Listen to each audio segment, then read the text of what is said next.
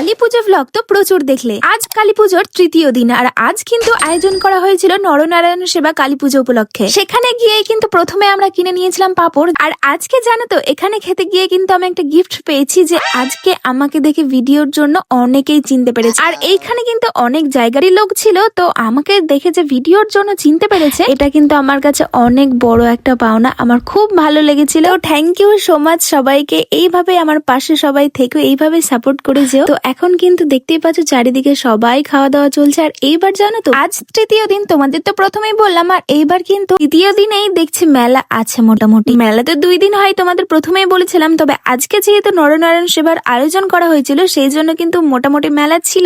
বেশ ভালোই লাগছিল যে 3 দিন এবার মেলা রয়েছে। আর এই দেখো, গরম গরম খিচুড়ি কিন্তু চলে এসেছে। আর খিচুড়িটা কিন্তু খুবই টেস্ট ছিল, তোমাদের বলে বোঝাতে পারবো না, এত সুন্দর লাগছে। আর প্রসাদ জিনিসটা এমনিতেই খুব সুন্দর হয়। তো চলো আজকের ভিডিওটা এই অবধি। তাহলে চলো আজকের ভিডিওটা কেমন লাগলো কমেন্ট সেকশনে কিন্তু অবশ্যই জানিও।